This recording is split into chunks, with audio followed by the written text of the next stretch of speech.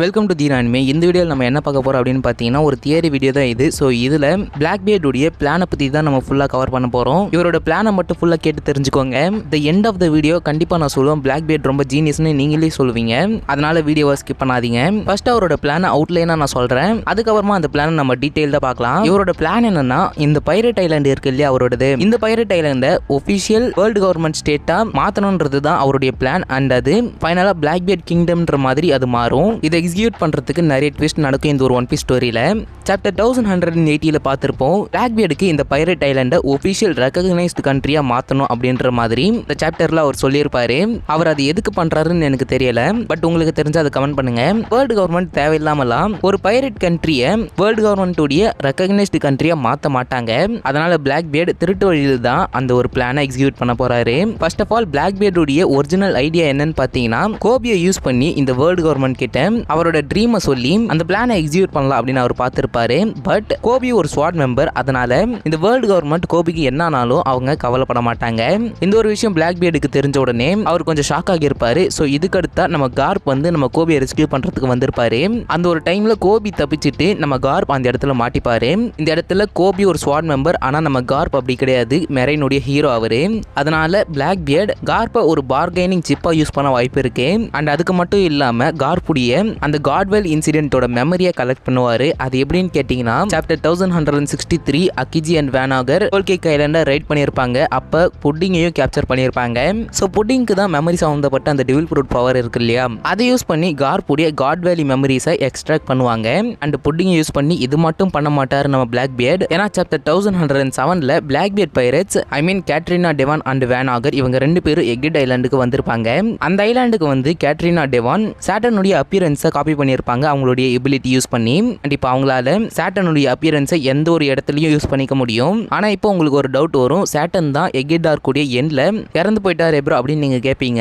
And அது useless bro அப்படின்னு நீங்க நினைப்பீங்க. பட் அது கிடையாது. சாட்டன் இறந்திருந்தாலும் அவரை காப்பி பண்ணதுனால கேட்ரினா டெவனால அபிஸ் மார்க்கை பொசஸ் பண்ண முடியும். அதன் மூலியமா பென்டகிராம்ஸை யூஸ் பண்ண முடியும். இந்த அபிஸ் மார்க் பென்டகிராம்ஸ் அப்படிலாம் என்னன்னு கேட்டீங்கன்னா, இப்போ நான் தனியாக எக்ஸ்பிளைன் பண்றேன். ஒன் பீஸோட சாப்டர் 1141ல நிறைய எக்ஸைட்டிங் கேரக்டர்ஸை இன்ட்ரோடியூஸ் பண்ணாங்க. அண்ட் நிறைய இன்ட்ரெஸ்டிங் பிளாட் டெவலப்மெண்ட்ஸும் அதில் இருந்தது. அண்ட் அந்த எக்ஸைட்டிங் கேரக்டர்ஸ் இந்த ஹோலி நைட்ஸ் தான். அந்த சாப்டர்ல தான் அவங்க அபிஸ் சமானிங் சர்க்கிளை பத்தி மென்ஷன் பண்ணியிருப்பாங்க. ஆனா இது ஃபர்ஸ்ட் நம்ம எக்கிட் ஐலாண்ட் ஆர்க்லயே பார்த்துட்டோம். இந்த இமேஜை பாருங்க, இதுதான் அபிஸ் சர்க்கிள். இது அந்த 5 எல்டர்ஸ் வந்தப்பே அப்பியர் ஆகியிருக்கும். அதுக்கப்புறமா இந்த எல்பா பார்க்ல தான் அதை பத்தின நேமை ரிவீல் பண்ணாங்க. அதான் இந்த சாப்டர் 1141. இப்போ வரைக்குமே இதோட எக்ஸாக்ட் மெக்கானிசம் நமக்கு தெரியாது. பட் இந்த அபிஸ் சர்க்கிள்ன்றது வேர்ல்டு கவர்மெண்ட்டுக்கு ஒரு சமானிங் சர்க்கிள் மாதிரி. அண்ட் அந்த அபிஸ் சர்க்கிள் ஒரு சில செலக்டட் கேரக்டர்ஸால மட்டும் தான் யூஸ் பண்ண முடியும். புரியுற மாதிரி சொல்லணும்னா, எக்கெட் ஆர்க்ல ஃபர்ஸ்ட் சாட்டன் அப்பியர் ஆகியிருப்பாரு. அதுவும் கிசாரு கூட டிராவல் பண்ணி தான் அப்பியர் ஆகியிருப்பாரு. அதுக்கப்புறமா தான் அவர் அபிஸ் சர்க்கிள் யூஸ் பண்ணி ரிமைனிங் இருக்கிற எல்டர்ஸை சமான் பண்ணியிருப்பாரு. பட் நீங்க அந்த எக்கெட் ஆர்க்ல நோட் பண்ணி பார்த்தீங்கன்னா, சாட்டன் கிசாரு கூட ஷிப்ல டிராவல் பண்ணி தான் வந்திருப்பாரு. டைரக்டா சமான் ஆகியிருக்க மாட்டாரு. இதை பத்தி இப்போ வரைக்கும் ரிவீல் பண்ணல. மேபி அதுதான் அபிஸ் சர்க்கிளுடைய ஒரு டிராபேக்கா இருக்கலாம். ஆனா எல்பா பார்க்ல நம்ம ஷாமராக்கும் கங்கவும் டைரக்டா அந்த இடத்துல அப்பியர் ஆகியிருப்பாங்க அந்த ஒரு அபிஸ் சர்க்கிள் யூஸ் பண்ணி. ஸோ அதுதான் ஒரு கன்ஃபியூஷன் ஏற்படுத்துது இங்க. அண்ட் அந்த அபிஸ் சர்க்கிள்ல ஒரு பென்டகிராம் சிம்பிள் இருக்கும். அதை யூஸ் பண்ணி தான் சர்டன் இண்டிவிஜுவலை எங்க இருந்தாலும் இன்ஸ்டன்டா சமான் பண்ண முடியும். சிம்பிளா சொல்லணும்னா இந்த அபிஸ்ன்றது ஒரு போர்ட்டல் மாதிரி. அண்ட் இந்த அபிஸை பத்தி குயிலிங்கம் ஒரு இன்ஃபர்மேஷன் சொல்லியிருக்காரு. என்னன்னா, யார் யாரெல்லாம் மார்க் பண்ணப்படலையோ அவங்களால இந்த அபிஸை யூஸ் பண்ண முடியாது அப்படின்னு சொல்லியிருப்பாரு. இந்த அபிஸ்ன்றது கம்ப்ளீட்டா இன்வின்சிபிள் கிடையாது. அண்ட் இது ஸ்ட்ராங்னு சொல்றாங்க, ஆனா சீக்கிரமாவே பிரேக் ஆயிடும்னு சொல்றாங்க. எக்கெட் ஆர்க்லயே பார்த்திருப்போம். எப்பனா எமத் ஜாய்பாய் உடைய ஹாக்கியை அன்லீஷ் பண்ண உடனே இந்த எல்டர்ஸ்லாம் மேரிஜோவாக்கு திரும்ப போகிற மாதிரி நம்ம பார்த்திருப்போம். அதுலயும் சாட்டன் மட்டும் தான் லாஸ்டா அந்த எக்கெட்ல இருந்திருப்பாரு. எனிவே இப்போ வரைக்குமே இந்த அபிஸ் பத்தியும் அந்த பென்டகிராம் பத்தியும் ஒரு ஐடியா கிடைச்சிருக்கும்னு நினைக்கிறேன். இப்போ பிளாக்பியர்டுடைய பிளானுக்கு போலாம். நம்ம லாஸ்டா என்ன சொல்லியிருந்தோம்னா, கேட்ரினா டெவான் சாட்டனுடைய அப்பியரன்ஸ் காப்பி பண்ணது வேஸ்ட் இல்ல அப்படின்ற மாதிரி நம்ம சொல்லியிருப்போம். இப்போ அந்த அபிஸ் மார்க் அந்த பென்டகிராம்ஸ் இதெல்லாம் பத்தி உங்களுக்கு தெரிஞ்சிருக்கும். அதை பத்தி தெரியலனா நான் தனியா ஒரு வீடியோ அப்லோட் பண்றேன். அதை கமெண்ட்ல சொல்லுங்க புரியலனா. இப்போ கேட்ரினா டெவானால அந்த பென்டகிராம்ஸையும் அபிஸ் மார்க்கையும் அக்சஸ் பண்ண முடியும். அப்படி ஒருவேளை கேட்ரினா டெவானால அந்த அபிஸ் மார்க்கை ஆக்சஸ் பண்ண முடிஞ்சதுன்னா அவங்களால அந்த பென்டகிராம்ஸை யூஸ் பண்ணி ஃபாஸ்ட்டாக ட்ராவல் பண்ண முடியும். ஒருத்தங்களை சமான் பண்ணக்கூடிய ஒரு எபிலிட்டியும் அவங்களுக்கு கிடைக்கும். அதுவும் அந்த பர்சனுக்கு அபிஸ் மார்க் இருந்தால் மட்டும்தான். அண்ட் இப்போ உங்களுக்கு ஒரு டவுட் வரலாம், பிளாக்பீட் பைரட் கிரிவில் தான் எந்த ஒரு அபிஸ் மார்க்கும் இல்லையே ப்ரோ அப்படின்னு நீங்கள் கேட்டிங்கன்னா, ஆக்சுவலாக கேட்ரினா டெவான் சமான் பண்ண போகிறது யாருன்னா இந்த ஹோலி நைட்ஸ் தான். என்ன ப்ரோ சொல்கிற அப்படின்னு நீங்கள் கேட்டிங்கன்னா, ஆக்சுவலாக இதுக்கு மேலே தான் கதையே இருக்குது. சாப்டர் 1140 சம்மர்ஸ் டிரான்ஸ்பாண்டர்ஸ் நேரில் யூஸ் பண்ணி யார்கிட்டயும் பேசிகிட்டே இருக்கிற மாதிரி காமிச்சிருப்பாங்க. எனக்கு தெரிஞ்சு அவர் இன்னொரு ஹோலி நைட் கிட்ட தான் பேசிகிட்டே இருக்கணும்னு நினைக்கிறேன். ஆனால் கண்டிப்பாக அந்த ஹோலி நைட்டை இன்னும் ரிவீல் பண்ணல. இந்த ஒரு பர்சன் தான் ரெவல்யூஷனரி ஆர்மி மேரி ஜோவால சீஸ் பண்ண அந்த ப்ராடக்ட்ஸை எடுக்க இவருக்கு தான் டாஸ்க் கொடுக்கப்பட்டிருக்கும்னு நினைக்கிறேன். அண்ட் இந்த ஒரு இடத்துல தான் லேஃபைட்டுடைய பொட்டன்ஷியல் ரோலை நம்ம பார்க்க போகிறோம். அது என்னன்னு கூடிய சீக்கிரம் தெரிஞ்சுப்பீங்க. 1126ல லேஃபைட் உமிட்டோட ஷிப்பிங் HQல இருக்கிற மாதிரி பார்த்துருப்போம். அதே இடத்துல ரெவல்யூஷனரி ஆர்மி ரெட் போர்ட்டுக்கு போக வேண்டிய ஷிப்மெண்ட்ஸை டெஸ்ட்ராய் பண்ணிட்டு இருப்பாங்க. அதை லேஃபைட் பார்த்துட்டு இருப்பாரு. அண்ட் அதே இடத்துல தான் ரெவல்யூஷனரி ஆர்மி சீஸ் பண்ண அந்த மேரிஜோவோட ப்ராடக்ட்ஸ்லாம் இருக்கும். ப்ராடக்ட்னா வேற எதுவும் இல்லைங்க, ஃபுட்டு, அந்த நெசசரி ஐட்டம்ஸ், இதெல்லாம் தான் நான் ப்ராடக்ட்னு நான் சொல்லிட்டு இருக்கேன். இப்போ மேரிஜோவுக்கு அந்த ப்ராடக்ட்லாம் மறுபடியும் தேவைப்படும் இல்லையா, அதை சீஸ் பண்ணுறதுக்கு தான் நான் முன்னாடியே சொன்ன அந்த அன்னோன் ஹோலி நைட்டுக்கு ஒரு டாஸ்க்காக கொடுத்துருப்பாங்க.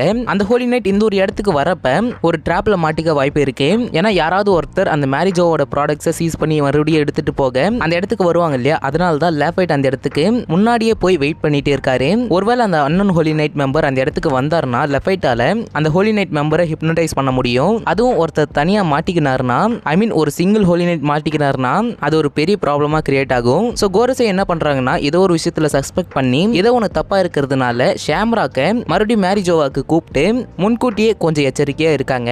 ஸோ கண்டிப்பா பிளாக்பீடுக்கும் இந்த கோரிஸை என்ன பண்ணுவாங்கன்னு தெரியும். அண்ட் அவருக்கு எப்படி தெரியும் நீங்க கேட்டீங்கன்னா, சம்மர்ஸ் வந்து ஒரு அன்னோன் ஹோலி நைட் கூட பேசிட்டு இருப்பாரு இல்லையா, அவர் பேசிட்டு இருக்கிறப்போ சிக்னல் டிராப் ஆகும். அண்ட் அவர் அங்க மென்ஷன் பண்ணியிருப்பாரு, இந்த சிக்னல்ஸ் எல்லாமே டெலிபாத்திக் தான் அப்படின்னு சொல்லியிருப்பாரு. இந்த சிக்னல்ஸ் டெலிபாத்திக்கா இருக்கிறதுனால இவங்களால ஈஸியா கம்யூனிகேட் பண்ண முடியும். பட் பர்டிகுலரா அந்த இடத்துல சிக்னல் டிராப் ஆகுதுன்னா யாரோ ஒருத்தர் அப்படி இல்லைன்னா ஏதோ ஒன்று அந்த சிக்னலை பிளாக் பண்ணியிருக்கணும். ஸோ இந்த ஒரு சிக்னல் ஃபால் ஆனதுனால எனக்கு தெரிஞ்சு நான் முன்னாடியே சொன்ன மாதிரி யாரோ ஒரு ஹோலி நைட் பிளாக்பீடுடைய ட்ராப்ல மாட்டிக்கிட்டு இருக்காங்க. ஸோ லேஃபைட் தான் ஒரு ஹோலி நைட்டை ஹிப்னடைஸ் பண்ணியிருக்க முடியும். அதனால தான் அந்த டெலிபாத்திக் சிக்னல் டிஸ்டர்ப் ஆகியிருக்கு. அப்படி இந்த மாதிரியான ஒரு இன்சிடென்ட் நடந்துச்சுன்னா இன்னொரு ஒரு பாசிபிலிட்டி நடக்க சான்ஸ் இருக்கு. என்னன்னா, ஷாம்ராக்கு ஒரு கால் வந்திருக்கும் மேரிஜோவாக்கு ரிட்டர்ன் ஆக அப்படின்ற மாதிரி, அது ஒரு செட்டப்பா இருக்கலாம் அப்படின்ற மாதிரி அவங்க சொல்றாங்க. அப்படி இல்லைன்னா பிளாக்பீட் எதிர்பார்க்குற மாதிரி தான் அங்கே ஒன்று நடந்துட்டு இருக்கு. அண்ட் சம்மர்ஸ் வந்து ஷாம்ராக் கிட்ட சிச்சுவேஷன் என்ன அப்படின்னு சொல்லியிருப்பாரு.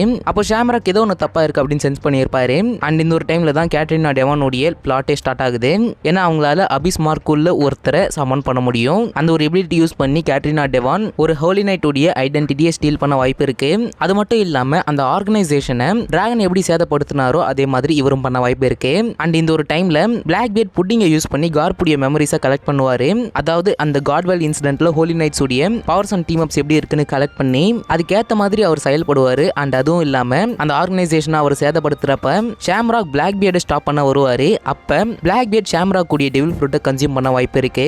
அதன் மூலமா பிளாக்பீடுக்கு ஒரு பாப்புலர் தியரி இருக்கு, த செர்பரஸ் தியரி. அந்த ஒரு தியரியில பிளாக்பீடுக்கு செர்பரஸ் ஃப்ரூட் கிடைக்கும் அப்படின்ற மாதிரி சொல்லியிருப்பாங்க. அது இந்த ஒரு வே மூலியமா ரியல் ஆகும். இதன் மூலியமா பிளாக்பீட் வேர்ல்டு கவர்மெண்ட் கிட்ட பிளாக்மெயில் பண்ணி அவருடைய கிங்டமை ரெகக்னைஸ்டு கிங்டமா மாத்த சான்ஸ் இருக்கு.